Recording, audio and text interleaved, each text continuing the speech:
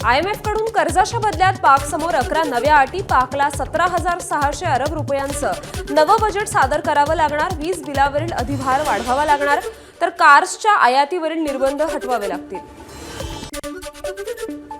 YouTuber ज्योती मल्होत्राला 5 दिवसांची police कोठडी, Haryana police आणि आयबी कडून ज्योतीची चौकशी, पाकिस्तानसाठी हेरगिरी केल्याचा ज्योतीवर आरोप आहे. पाकच्या उच्च आयुक्तालयामधल्या अधिकाऱ्यानं ज्योतीच्या पाकिस्तान दौऱ्याचा खर्च केला. दानिश ज्योतीसह अनेक सोशल मीडिया इन्फ्लुएन्सर्सच्या देखील संपर्कात आहे. भारत पाकमधल्या तणावादरम्यानही संपर्कात असल्याची माहिती.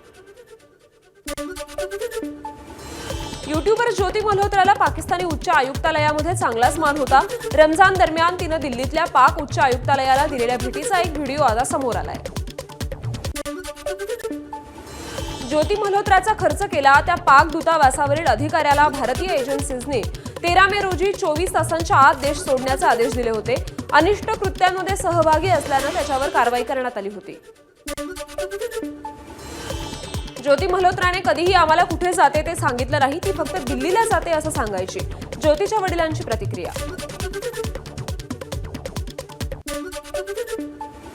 हेरगिरी प्रकरणी हरियाणातील नूहमधून आणखी एकाला अटक करण्यात आली आहे. भारत पाकिस्तान तणावादरम्यान पाकिस्तानला तो माहिती देत होता. गुप्तचर यंत्रणा आणि पोलिसांनी त्याच्यावर ही कारवाई केली आहे. भारतीय लष्कराकडून नवीन व्हिडिओ शेअर, कुठल्याही प्रकारच्या युद्धजन्य परिस्थितीसाठी तयार असल्याचा हा व्हिडिओ आहे. पाकिस्तान आता लंडन, वॉशिंग्टन, पॅरिस आणि ब्रुसेल्समध्ये राजकीय शिष्टमंडळ पाठवणार. बिलावल भुट्टो करणार शिष्टमंडळाचं नेतृत्व. शिष्टमंडळात 8 जणांचा समावेश असेल. भारत पाकिस्तानमध्ये शस्त्रसंधी सुरूच राहणार. दोन्ही देशांच्या DGMO मध्ये आज चर्चा नाही. भारतीय लष्कराची निवेदन प्रसिद्ध करून माहिती.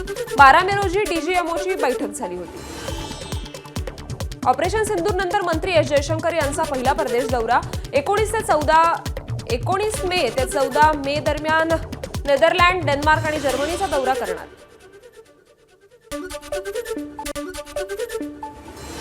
राहुल गांधींनी एस जयशंकर यांच्यावर निशाणा साधल्यानंतर भाजपकडून व्हिडिओ पोस्ट. राहुल गांधींना पाकिस्तानकडून प्रेम मिळालं म्हणून त्यांनी भारतविरोधी ट्विट करून पाकिस्तानी लोकांची मनं जिंकली. भाजपची एक्स पोस्ट. लष्कर-ए-तोयबाच्या एका माजी दहशतवाद्याला ट्रम्प यांच्याकडून व्हाईट हाऊसच्या एका महत्त्वाच्या पॅनलमध्ये स्थान मिळालंय. धार्मिक स्वातंत्र्य आयोगाच्या सल्लागार मंडळाचे सदस्य म्हणून लष्कराशी संबंधित दहशतवादी इस्माईल रॉयरची नियुक्ती. अमेरिकेच्या व्हाईट हाऊसच्या सल्लागार मंडळात 2 जिहाद्यांचा समावेश केल्यानं खळबळ. इस्माईल रॉयर आणि शॅख हमजा अशी त्यांची नावं आहेत. रॉयर तर 2004ला दहशतवादी कारवायांबद्दल दोषी आढळलाय. IIT मुंबईने मोठा निर्णय घेतलाय. तुर्कीच्या विद्यापीठांसोबतचे सर्व करार तात्पुरते रद्द करण्यात आले आहेत. आंतरराष्ट्रीय तणावाचा शैक्षणिक करारावर देखील परिणाम होतोय. पुढील सूचना येईपर्यंत शैक्षणिक सहयोग स्थगित. IIT मुंबईचा निर्णय. भारतीय सशस्त्र दलांच्या सन्मानार्थ गुजरातच्या अहमदाबादमध्ये तिरंगा रॅली. केंद्रीय गृहमंत्री अमित शहा तिरंगा रॅलीत सहभागी. ABP माझा, उघडा डोळे बघा नीट.